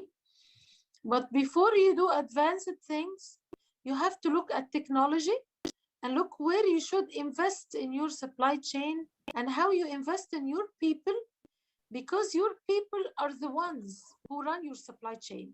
So if you don't educate and upskill your people, you will have a broken supply chain. So we look at how we can maximize supply chain efficiency and return on investment of my supplying the technology and leading the future of supply chain, okay? I always tell everyone, don't trade your kingdom for a horse, okay? If you want to maximize supply chain performance and look at the saving of the supply chain, you need to look at the big things, big picture. Look at your business model. What is your priority? Your priority should be always on supply chain strategy and supply chain design. Don't look at small transactions and improvement of things like painkillers here and there. Look at your supply chain design. Look and design your own supply chain strategy, because companies compete supply chain versus supply chain. When we look at supply chain, we need to understand the supply chain flows. Okay, supply chain has, everyone talks about supply chain main flows, which we have learned all the time: information flow, physical flow, okay, money flow, and reverse flow. I always tell people there is a very important flow in your supply chain, which is called data. And based on the data, you add to it the analysis, and you have your own supply chain analytics. And this analysis can be automated and can help you to take decisions in your supply chain. So when we look at it, we look at our supply chain, how we can make it successful, and how we can look at the flows of our supply chain, and how we can make it faster, run in agile way. It will run in an agile way when we look at the flows, as I mentioned, of physical, information, money, reverse, and data. Term of supply chain analytics, where you automate the analysis and the performance of your supply chain measurement, and you automate the decision making. So using the software, the power of software, to perform the real-time analysis of your supply chain, we start having our own supply chain analytics.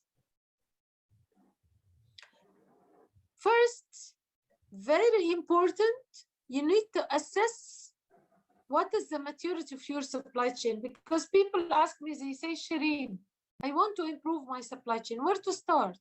Where to start? First step is to know where you are. Ask yourself where you are. There is a maturity assessment for supply chains, which we use. We designed it by Symbios team. It has been done over the years. It's a cumulative of hundreds of years of knowledge, if I add up the experience of consultants who made such a tool. So first thing on bottom left, company doesn't have a supply chain. And this on the score, on our score supply chain assessment tool, which I will show you now, the score would be less than 10%. Okay. Another higher level is informal supply chain. Functions are done, but in an informal way. There is no designated person coordinating or a maestro coordinating activities together. A higher level is a static supply chain, where the company decides that we have a department of supply chain, maybe handling planning and purchasing. Another company is handling planning, purchasing, and factory. Other companies know supply chain could be logistics and distribution only with some planning. So it depends. It differs from a company to a company. But at this phase, you have a static supply chain, where you have the departments, and in each department, someone who is really good, someone who is clever. He knows the process. So the company depends on this hero. If this hero disappears, the business will have a big issue. This is what we call a static supply chain. So what is a higher level? When you have functional excellence, the whole vertical function, the whole is clever. You have cross-skilling. If someone is absent, others can do his or her job. The data is shared, and everyone in the department works in teamwork manners. So you have a very powerful planning team. You have a strong purchasing team, not just one person, you have a whole team. This is what we call functional excellence, and this is where most of the companies we work with struggle. They are static supply chain, want to be functional, or they want to have functional excellence. And what is really a better level for companies if everyone in the department is good, so you have islands and each island is really good. So what is the logic? Is next step, it makes sense that you have horizontal integration, where you connect your supply chains together, where you connect the departments together, and you have the company divided into groups of supply chain. So at this point, we acknowledge that in the company, we have different supply chains, and each supply chain has its strategy, planning rules, team, KPIs, scorecard, measures for this supply chain. And here's the real point of evolution, the real point of you having a better supply chain. Instead of having functions, which is every function is really good, horizontal integration where departments start working together. So instead of managers talking to each other, you go to the first level who have their own meetings, they review the progress, and they work together. This is the horizontal supply chain. So what should be the next step of maturity? It could be, I am excellent inside, so I should look at external collaboration with other parties in my supply chain, i.e. my customers, customer of the customer, downstream, upstream supplier, supplier of the supplier, connecting to the whole domain or ecosystem of my supply chain, okay? And this is very important where companies start to develop by developing their suppliers, not just waiting for problems to be passed from suppliers to their company. It's about preventing the problems at the supplier and working on distribution to improve visibility, to improve traceability, to improve demand forecasting as well. In this phase, we have something which we call collaboration between all parties of the supply chain. Is there a better one? Yes. There is something which we call on-demand supply chain, where companies like Amazon, they have made this, created it, make it happen, okay? So based on your score, coming in next slide, the company will see where we are on maturity curve. And based on that, we decide what should be our improvement. So first step, that you assess your supply chain. Second would be that you calculate the total cost of supply chain. What is meant here? Your supply chain, it has a cost to manage it, not just the cost of raw materials you buy or packaging material you get or acquire. It's the total cost of people who work in supply chain end to end, order taking, planning, and delivery and purchasing end to end, even if they don't fall under the same manager as a supply chain head. So, cost of planning, cost of order taking, cost of sourcing people, cost of delivery, and cost of returns, plus cost of financing your supply chain and cost of carrying inventory, cost of IT serving your supply chain, cost of banking, which you do to finance it, and opening the LCs and everything. This is bank administrative fees. It's part of your supply chain cost. Cost of shipping, customs, clearance, damage. All of these costs, we get it together to calculate it as a percent of our revenue. And as you can see, the green companies are the average ones. And the blue bars is for the best in class in the benchmarking. So based on your company type, you can have this quick benchmark to compare yourself to these companies. Am I close to the green, so I'm average, or I'm close to the blue, so I'm best in class? So after we assess supply chain, we calculate cost of supply chain, okay? What happens next? That after we made this, we look at the tools of assessment and digital supply chain readiness tool I advise most of the companies that they look at their supply chains in terms of readiness, how good it is, what should be done to help them for digitalization of the supply chain.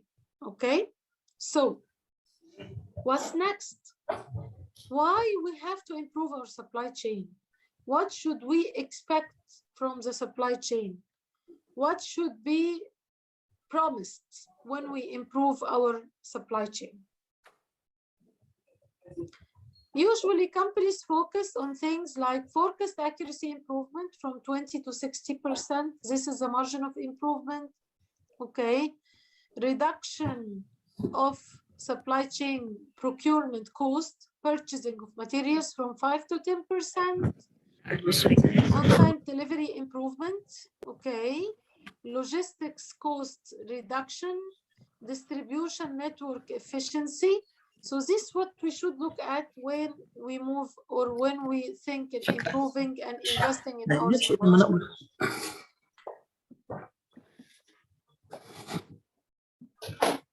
Okay. So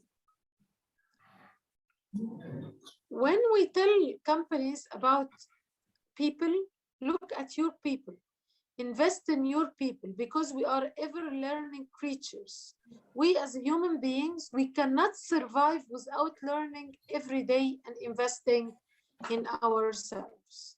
So to be ready for digital supply chain, you need to invest in your people.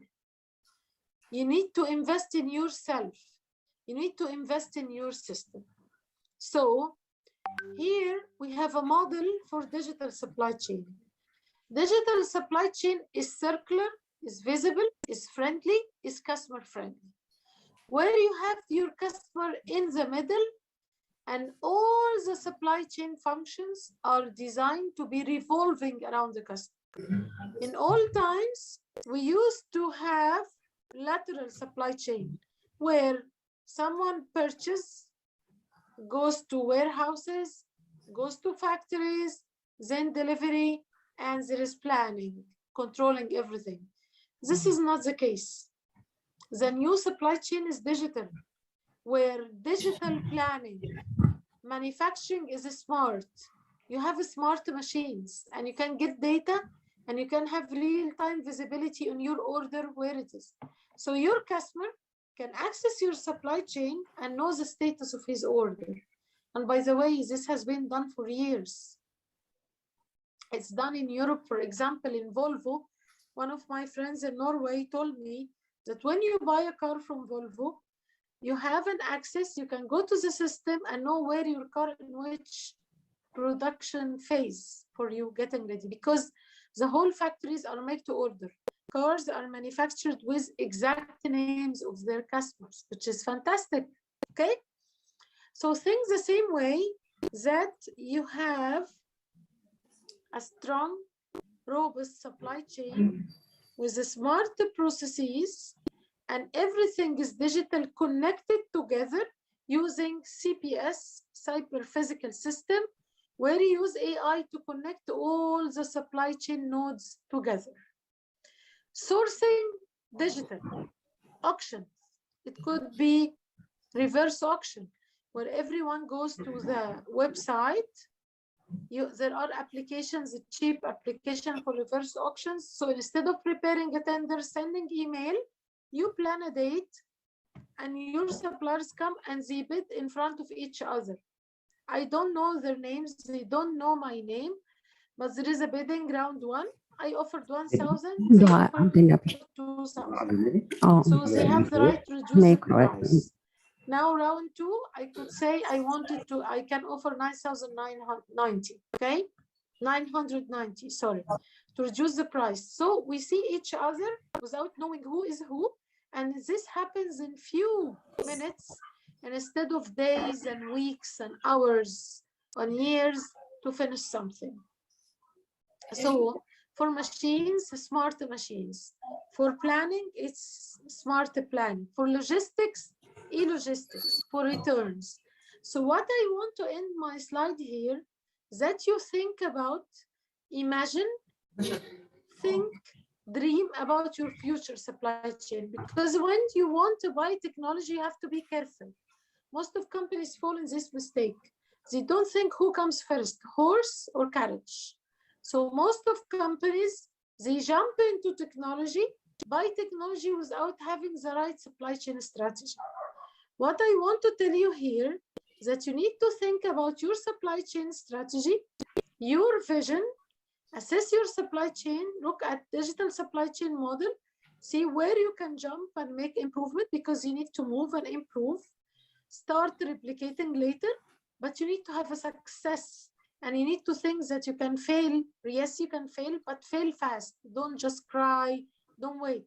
Get up, run, and make new trials with your supply chain. I would like to leave you with this slide. I finished my speech and my time talking about digital supply chain and supply chain 4.0. Thank you.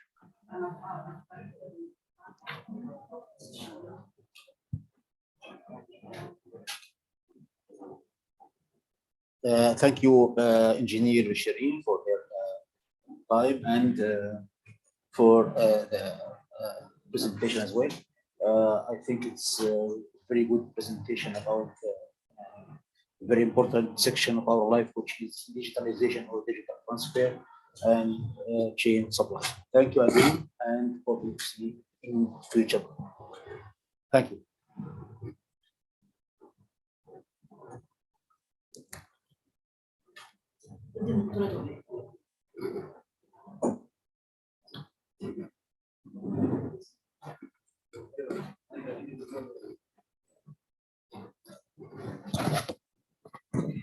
And now we have Professor Dr. Dua Abdelaziz from National Research Center. She will talk about microwave dielectric ceramic bodies based on magnesium titanate, sodium, and neodymium titanate.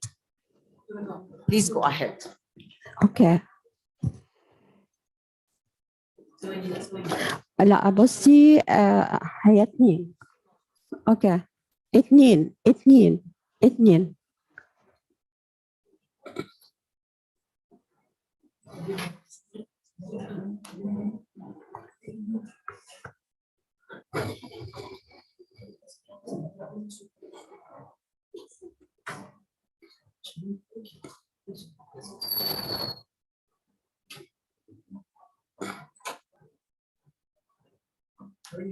It's okay, تفضل.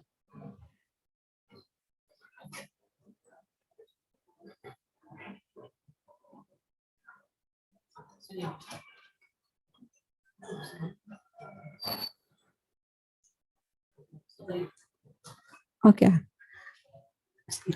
Assalamu alaikum.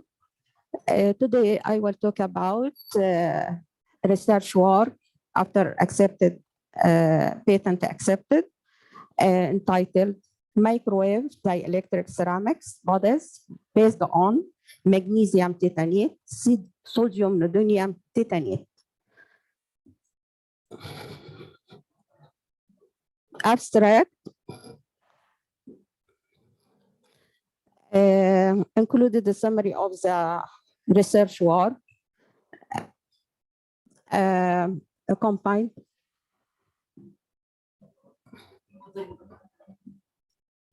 study the effect of partial replacement from magnesium titanate by sodium neodymium titanate according to the following chemical equation: 1 minus X magnesium titanate, X neodymium sodium titanate, with X varied between 0.2 up to 0.5. On the microwave, dielectric properties were investigated. Increasing proportional of a sodium neodymium titanate and raising the centering temperature greatly affected the density of the material. The maximum density will obtain 4.4 G per centimeter per square was obtained with magnesium titanate, neodymium, sodium neodymium titanate, centered at 1,303 centigrade for 4 hours. The microwave dielectric properties, crystalline phases, and the microstructure development can be effectively controlled by varying the magnesium titanate, sodium ruthenium titanate ratio. Ceramics. 1:1 magnesium titanate, sodium ruthenium titanate ratio centered at 300 centigrade for hours. It had dielectric constant approximately 38 and the quality factor 80 kilohertz at 80 gigahertz. Therefore, it is recommended the application of this mixture containing the highest value of the quality factor in the production of ceramic that can be used in a circuit wireless network such as cellular phones, satellite, and the internet and radar filter and the filters.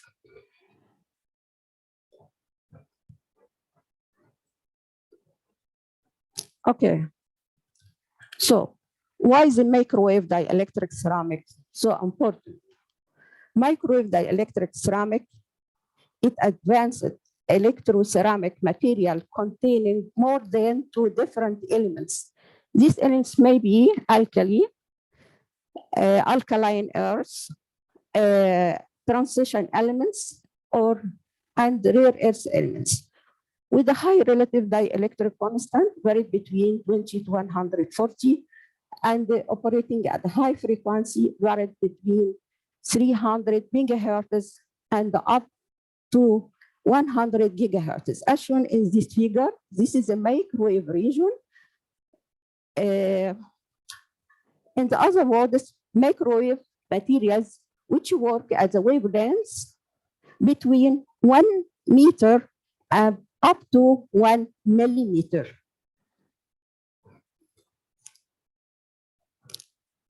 What is the main important characteristic for the microwave dielectric materials?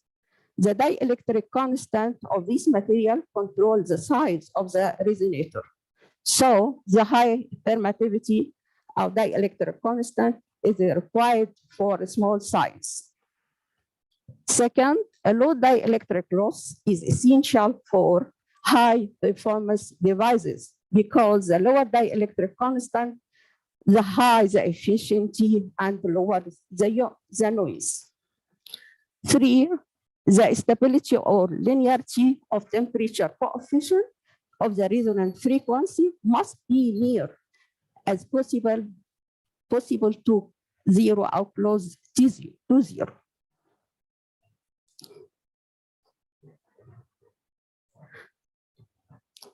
So the main materials that essential or that used in the preparation of microwave dielectric ceramics, barium titanate perovskite structure.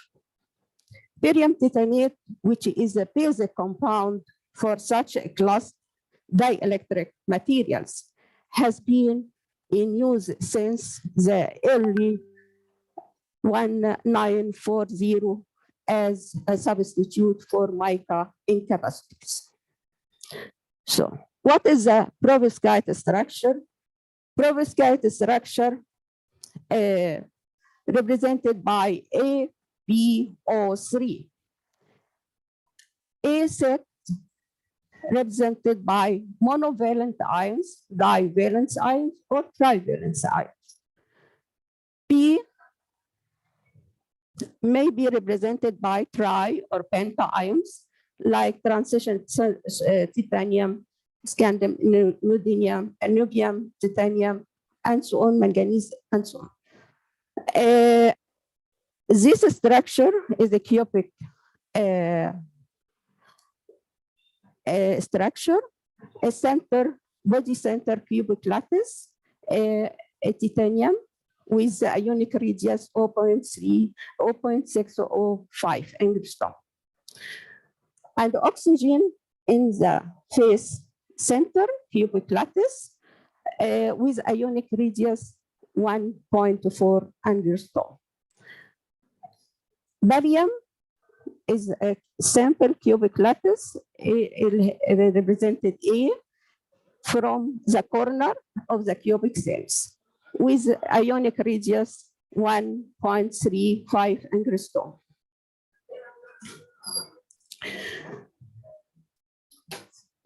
The Prevost structure greatly affected by temperature. So this is the cubic structure when this possesses a high dielectric ceramic, dielectric constant. When heating or when affected the heat or by reducing the heat temperature, transformation occurs in the structure and transform it from cubic to tetragonal exorhombic rhombohedron.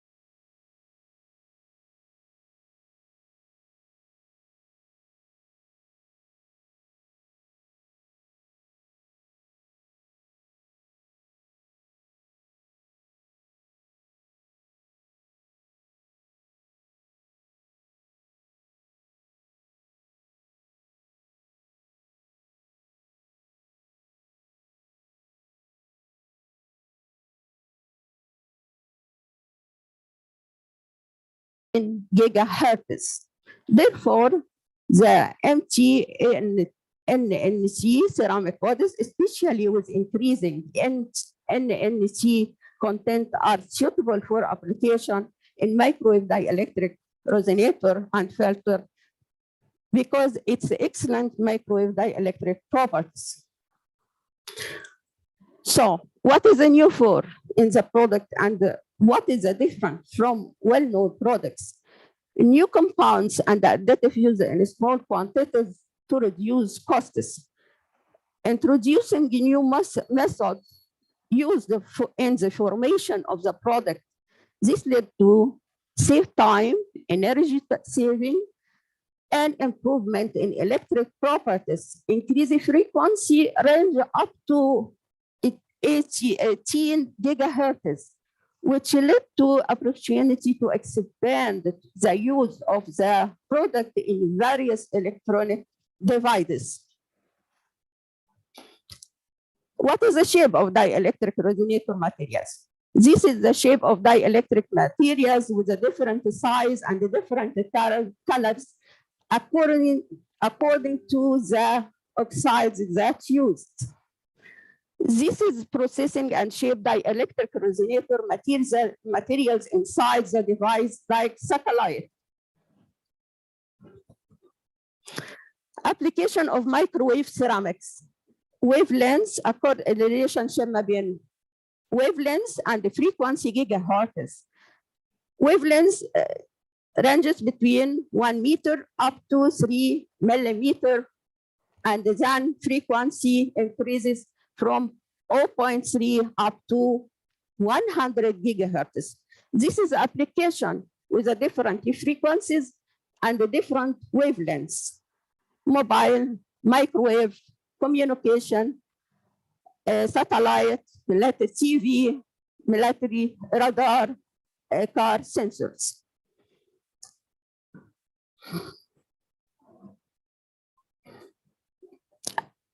Stop. Thank you.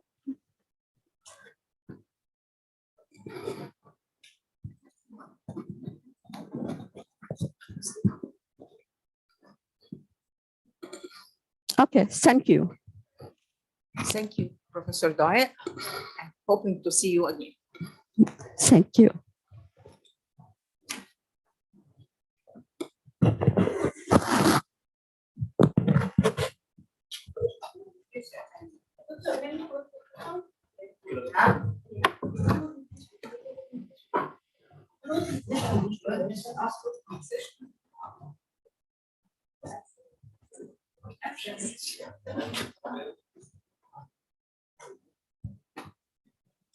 I hope that this session is a useful and fruitful one. And thank you for everyone participated in our session today. Thanks a lot.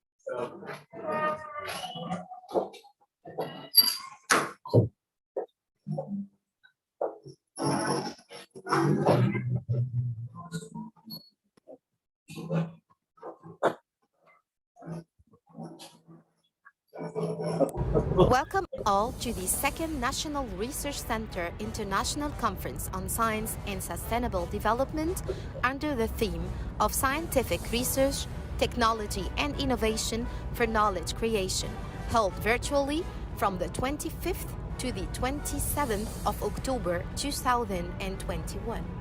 مرحبا بكم في المؤتمر الدولي الثاني للمركز القومي للبحوث عن العلوم والتنمية المستدامة تحت شعار البحث العلمي والتكنولوجيا والابتكار من أجل بناء المعرفة، مؤتمر افتراضي يقام من 25 وحتى 27 من أكتوبر لعام 2021. Let us together go through a rapid tutorial on how to navigate in the ICSSD conference platform.